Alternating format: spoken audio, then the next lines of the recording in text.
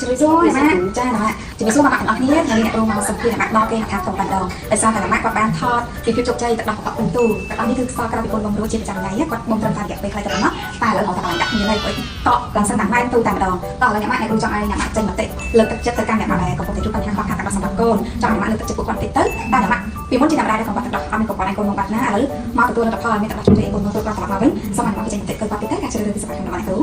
ចាសួស្តីបងប្អូននៅកំពុងនៅមើលការ live ខ្ញុំពីមុនមកកូននេះគឺកូនទី3សម្រាប់វិញក្នុងហ្នឹងព្រួយកូនទី1គឺខ្ញុំក្បាលខាទឹកដោះគឺឲ្យកូនញ៉ាំទឹកដោះកូនទី2គឺអញ្ចឹងដែរដល់ពេលកូនទី3នេះគឺខ្ញុំស្គាល់គ្រូគឺវាថាគឺបងទៅគឺបានជោគជ័យគឺរយៈពេលខ្លីមែនទែននិយាយទៅគឺខ្លីមែនទែនហ្មងលើខ្ញុំរកបន្ទូមួយដាក់មួយទៀតគឺដាក់បានលើទឹកដោះគឺសម្បូរមែនទែនហ្មងអញ្ចឹងខ្ញុំចង់ប្រាប់ដល់បងប្អូនទាំងអស់គ្នាបើសិនជាចង់រើសម៉ាស៊ីនការបូមទឹកដោះគឺស្គាល់គ្រូសុចិត្តាគឺបងនិយាយទៅរយៈពេលខ្លីគាត់គឺការណែនាំគាត់គឺល្អមែនទែនឲ្យតែបងប្អូនទាំងអស់គ្នាស្គាល់នឹងការណែនាំរបស់អ្នកគ្រូធ្វើតាមអ្វីដែលគាត់ប្រាប់គឺអូខេគឺមិនបាច់ថាខ្លាចខ្វះទឹកដោះអញ្ចឹងទឹកដោះអញ្ចឹងអត់ទេខ្ញុំស្ដាប់ការណែនាំគ្រូគឺជោគជ័យមែនទែនលើហ្នឹងគឺបំរើថារហូតចូលមួយទៀតដាក់ទឹកដោះមួយទៀតដើម្បីគឺខាងមុខទៀតគឺខ្ញុំចូលធ្វើការវិញគឺដើម្បីឲ្យខ្ញុំបើដងមួយឆ្នាំអូខេតោះដល់អ្នកមកស្ដាប់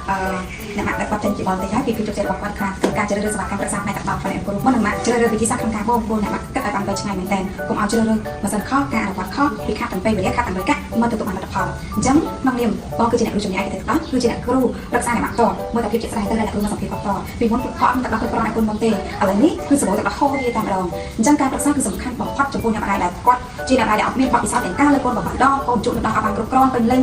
ឬក៏ប្រើម៉ាស៊ីនទីផ្សារបងបាត់បានផលអីកុំតន់អាបារម្ភកុំតន់អាបាក់ទឹកបាក់បងការចំពោះឲ្យទឹកដោះបន្តណាមកពិភាក្សាជាមួយអ្នកគ្រូឆាតចូល page ក្បានឬក៏ឆាត Telegram អ្នកគ្រូដាក់ link Telegram នៅខាងលើ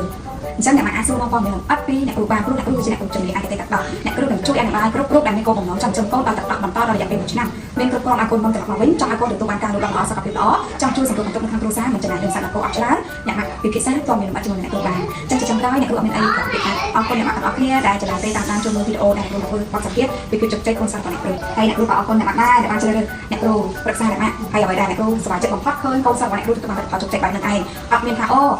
ជ្រើសឲ្យអ្នកមកជ្រើសរើសជុតបោថាយកទៅប្រើប្រាស់ប្រេប្រាស់បាត់ណាបាត់ណៃចាំចិត្តចំទុកអ្នកមកចោលអត់ទេទំនួលខុសត្រូវរបស់កូនសិស្សទាំងអស់គឺតែងតែតាមដានបញ្ហាសុខភាពតាមទ្រូងបញ្ហាសុខភាពបដាយគឺរយៈពេល1ឆ្នាំហើយគោលដៅយើងគឺជួយអ្នកមកឲ្យជោគជ័យ100%ដែលពិតប្រាកដអញ្ចឹងឥឡូវឃើញលទ្ធផលគាត់ទាំងអស់គ្នាអ្នកមកចង់មានទឹកដោះបងគ្នាគឺជាគាត់អត់ឆាតចូល page ពីភាសាពីគ្រូបានអត់ជាមួយអ្នកគ្រូហើយឆាតចូលជាសមាជិកណានឹងទទួលបានផលទឹកដោះមានគ្រប់គ្រងឲ្យកូនមកត្រឡប់ទៅវិញអរគុណច្រើនជំរាបលាមកទាំងអស់គ្នាអរគុណអ្នកមកច្រើនណាស់ហើយអ្នកគ្រូមកសម្ភាសន៍អត់ទេតណាអរគុណច្រើន